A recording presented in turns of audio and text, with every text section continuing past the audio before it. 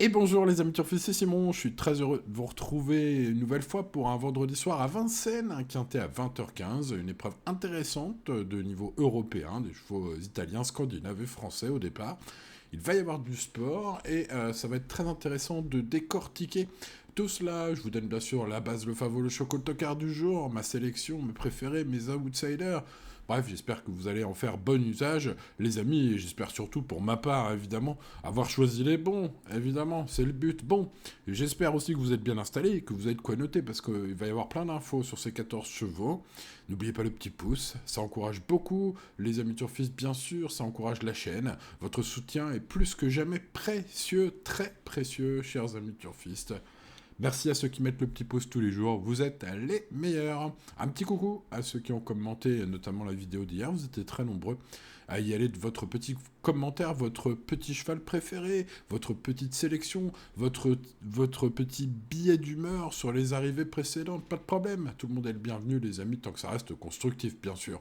Let's go, allez, entrons dans le cœur du sujet avec Demiloda Cla, un cheval, comme son nom l'indique, italien, les amis, un D, avec ces chevaux-là, et puis deuxième d'un cheval qu'on va retrouver aujourd'hui, qui sera le grandissime favori, c'est-à-dire Joli Cœur. En janvier, il a fait une arrivée tonitruante sur notre sol. Alors, depuis, ça se gâte, vous le voyez dans sa musique. Ensuite, il a fini disqualifié. C'est le DA que vous voyez. 9A, allez, j'en profite pour faire un petit peu de vulgarisation scientifique sur les courses hippiques. Voilà, 9 à l'attelé, disqualifié à l'attelé, deuxième attelé, vous lisez les performances de cette musique, ce qu'on appelle la musique du cheval. De gauche à droite, c'est la perf la plus récente, vers la droite, les perfs les plus anciennes. Donc voilà, écoutez, il en faut pour tout le monde, et même pour les débutants, vous êtes bienvenus les débutants, pensez à vous abonner, on est bien sur cette chaîne. Bref, pour revenir à ce numéro 1, ensuite ça s'est gâté, sauf que, attention, c'était la fameuse course neutralisée en février, n'importe quoi. Ensuite, je rappelle que sa deuxième place était en janvier.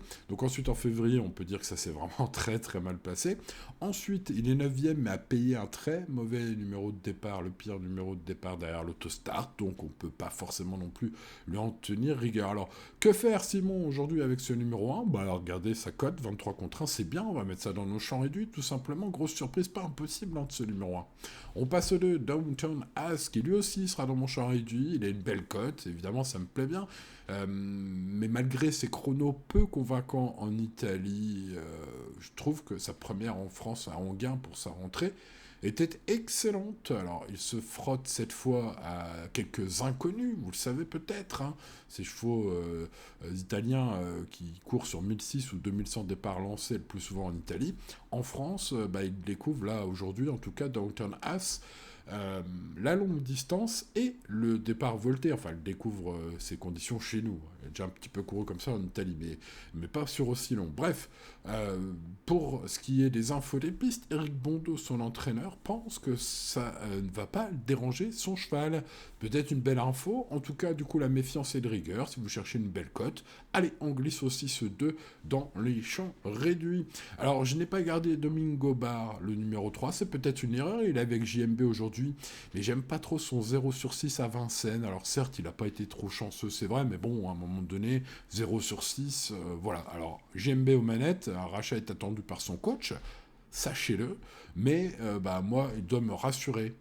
Donc je ne l'ai pas gardé. J'ai pas gardé non plus le 4 Global Duty, qui reste sur des disqualifications, malgré le fait qu'il soit avec Franck Nivard, qui est un jockey très froid et évidemment extrêmement expérimenté avec ce genre de chevaux. Il peut être capable de bien faire. Il a d'ailleurs déjà gagné sur la grande piste de Vincennes, les amis. Moi, je fais le papier et je remonte très loin. Je remonte depuis le début même.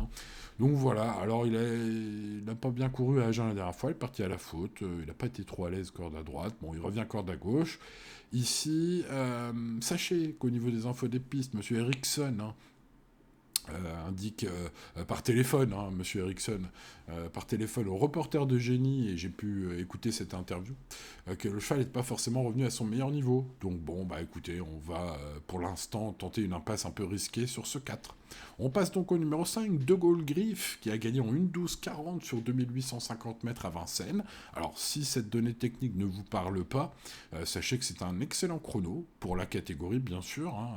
Il y a des chevaux meilleurs, il y a beaucoup de chevaux moins bons surtout, en termes de chrono sur la distance, et puis gagner à Vincennes, hein, évidemment, c'est pas donné à tout le monde. En tout cas, il a effectué depuis une pause, il n'a pas couru l'hiver pratiquement. Sa rentrée était correcte la dernière fois, il sera donc plus affûté cette fois et en mode sport, déféré des 4 pieds, c'est-à-dire libre de ses mouvements et de produire sa meilleure valeur. Si vous ne saviez pas ce que c'était déférer des 4, hein, c'est la vidéo de spécial débutant aujourd'hui les amis, voilà, il en faut pour tout le monde, hein, voilà. Demain sera peut-être plus compliqué. Sur un parcours qu'il apprécie, donc du coup ici la grande piste de Vincennes avec sa descente et sa montée, où il a déjà, je le rappelle, gagné. Il détient une belle chance, je pense, il mérite crédit. Mon général, ce numéro 5 de Gaulle Griff. Allez, passons au numéro 6. Le jeu de mots, c'était cadeau. Le numéro 6, Valentonian, vient d'effacer ses débuts malchanceux en France par une victoire méritée, je trouve, en 1:12:6. Voilà, presque équivalente à celle du 5. On va se méfier de ce numéro 6, du coup, hein, qui tombe donc bel et bien sur la montante, hein, avec des perfs de mieux en mieux. Donc, il est resté très bien le matin, selon Monsieur Malmine, qui m'a semblé très confiant, d'ailleurs, dans son interview à Equidia. Bon, c'est un cheval qui peut confirmer, surtout s'il peut patienter, c'est un attentiste. Maintenant, il n'y a que 14 chevaux, c'est-à-dire 13 concurrents pour ce numéro 6, hein, si j'ai bien compté. Et donc, pas forcément énormément de chevaux à doubler dans la phase finale s'il a un bon parcours. Avec Mathieu Abrivard, hein, qui est redoutable pour cet exercice, même si parfois ça se retourne contre lui, on a pu le voir de temps en temps ces derniers temps, mais c'est comme ça, hein, c'est une drive risquée. Il existe quand même pas mal de raisons d'y croire. Allez, on se méfie de ceci, ça. Le numéro 7, hashtag Simoni, incarne la régularité dans ce lot. C'est vraiment un chic cheval, tout le temps placé. Après sa faute en décembre, il a enchaîné que des bonnes performances en 2025. L'année se passe bien.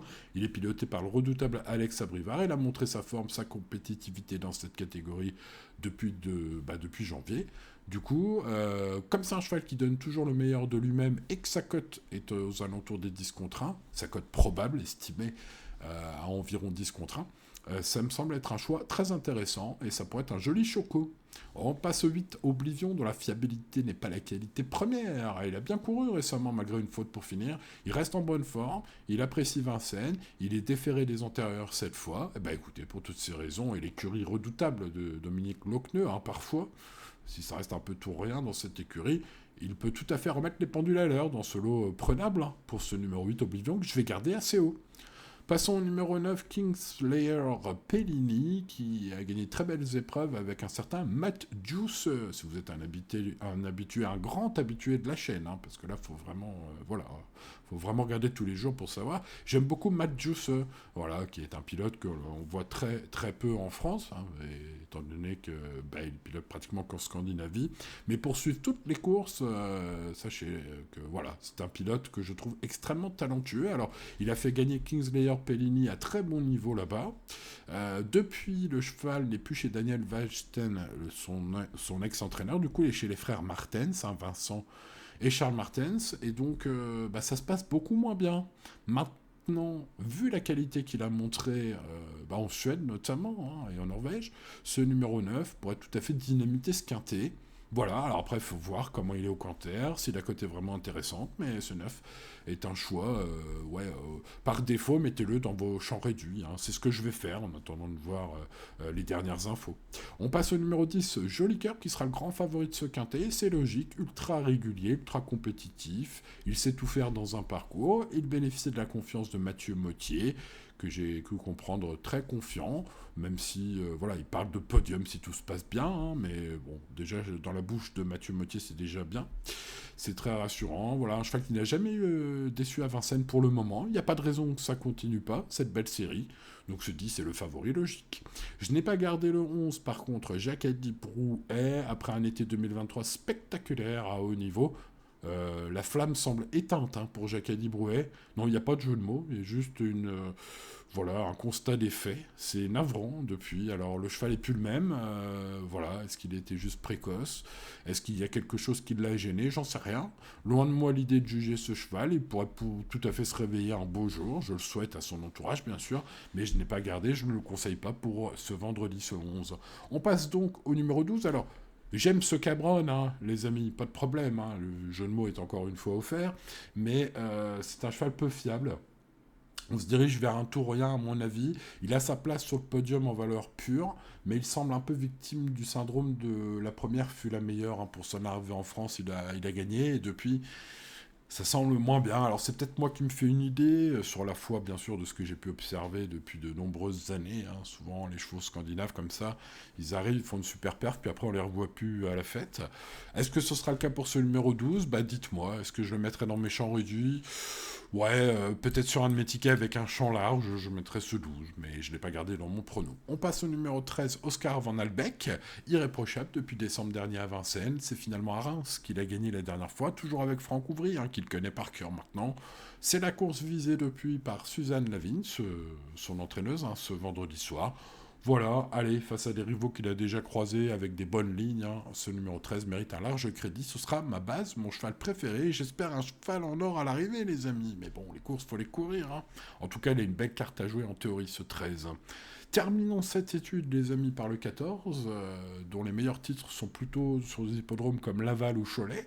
Alors, on est plus sur un cheval de province, utile, que sur un vrai cheval parisien redoutable. Mais l'engagement est tellement bon que son entourage se laisse tenter à juste titre hein, pour courir cette course. On aurait tous fait pareil si on était propriétaire de cheval. Est-ce qu'il va faire l'arrivée? Je ne sais pas. Je ne le vois pas briller face à des chevaux européens, hein, notre petit Frenchie, là, face à des sacrés chevaux. Maintenant, attention, voilà, pour une place, hein, on va supporter un peu, on va mettre dans le champ réduit. Donc ça fait quand même pas mal de chevaux dans les champs réduits, vous l'avez compris, ce qui nous indique un quintet assez ouvert, les amis. Mon préféré, Oscar Van Elbeck, le numéro 13, est un cheval fiable, en grande forme et aguerri face à de tels lots. Il est bien engagé. Son jockey, Franck Ouvry, le connaît par cœur désormais. Bref, j'espère que tout va bien se passer en piste, les amis, car si tel est le cas, je serais déçu que ce 13 ne fasse pas l'arrivée. Le 10 décevra plus de la moitié des turfistes s'il ne fait pas l'arrivée. Ce sera le grand favori, c'est logique. Ultra régulier, ça on peut le dire, hein, depuis de longs mois. Voilà, il bénéficie, sachez-le, la confiance de son entraîneur Mathieu Mottier, son entraîneur driver, aujourd'hui, et c'est un cheval qui a pour le moment jamais déçu sur la cendrée parisienne. Le numéro 7, hashtag Simoni, en parlant de fiabilité, eh ben on est très fiable, hein, voilà. Depuis décembre, et sa faute, hein, il a enchaîné que des bonnes perfs. Métronome en 2025, il donne toujours le meilleur de lui-même, il est compétitif, quelle que soit la distance, quel que soit le parcours. Donc j'ai envie de le garder assez haut, ce numéro 7, qui, vu sa cote probable, devrait être sympathique de mettre quelque part sur nos tickets. Et puis, en parlant de cote sympathique, De Gaulle Griff est un cheval tout à fait recommandable, je trouve, en tout cas dans la catégorie coup de poker. Vu son chrono sur 2850 mètres à Vincennes, il détient une super chance. Il sera plus affûté que lors de sa rentrée, hein. Et il sera en mode sport, Def 4 avec Yoann Le Bourgeois, les amis, ce numéro 5, attention à ce numéro 5, qui fera donc partie de mes chevaux préférés, 13, 10, 7 et 5. Bon, ensuite, le choix est plus cornélien, les amis, avec Oblivion, qui est une belle chance, peut-être pas le plus fiable du peloton, ce numéro 8, mais de la qualité à revendre. Valentonian, le numéro 6, est également un cheval recommandable, du fait qu'il ne fait que monter ces derniers temps, hein, de course en course, et il vient de s'imposer. Aura besoin d'un bon parcours, mais avec Mathieu Abrivard, ça peut bien se passer. Kingslayer Pellini, le numéro 9, est un très bon cheval. Ça ne se voit pas pour l'instant en France, mais un jour ou l'autre, ça va claquer quelque chose, ce numéro 9, méfiance. Je me méfie ensuite de beaucoup de chevaux. Le numéro 2, Downton Ass, qui, je trouve, a des capacités bien supérieures à ce que ne laisse entrevoir sa musique actuellement. Je glisse dans mon champ réduit également, en plus de ce 2, le numéro 1, des 9 Clas, avec cheval qui n'a pas été heureux depuis sa belle deuxième place, derrière, je le rappelle, Joli Cœur, hein, le grand favori, le 10. Hein. Aujourd'hui, ce 1 a bien couru derrière ce 10, il y a pas si longtemps que cela. Il n'a pas été chanceux depuis, il pourrait être plus chanceux aujourd'hui. Et puis pour compléter mes jeux en champ réduit, alors je rappelle qu'un jeu en champ réduit, quand on part avec 4 chevaux de base, les amis, on peut se faire un peu plaisir dans les champs réduits. Je vais mettre le 14 pour l'engagement, même s'il affronte un lot européen de qualité. Ce Français pour défendre le drapeau bleu-blanc-rouge, pourquoi pas ce 14. Et puis le 12 Cameron, parce que James Cameron, tout simplement, ce numéro 12, les amis, qui figurera en bout du bout. Alors je disais ça coûte pas cher, oui ça coûte pas cher, hein, même si vous mettez 7 chevaux dans le champ réduit, en flexi 25% ça coûte 50 centimes par chevaux, donc voilà, faites le calcul, 3,50 € par exemple pour faire un champ très large. C'est une idée comme une autre les amis, bien sûr, ça peut être l'un de nos tickets. En tout cas, comme tous les jours, on reste raisonnable, on respecte son budget et tout ira bien sûr les amis. Vous voyez, l'indice de confiance est de 5 sur 10, c'est très loin de 10 sur 10, hein, je pense que vous l'aurez compris. C'est la base, les amis, dans les courses hippiques, restez toujours raisonnable. Bon, eh bien bonne chance quand même, évidemment, les amis, pour ceux qui tenteront leur chance ce vendredi soir, je vous souhaite le meilleur, bien évidemment, et puis n'oubliez pas le petit pouce, de vous abonner et d'activer la cloche si ce n'est pas encore fait. Et à demain pour de nouvelles aventures. C'était Simon. J'espère que vous allez passer un bon vendredi soir. À demain. Ciao, ciao.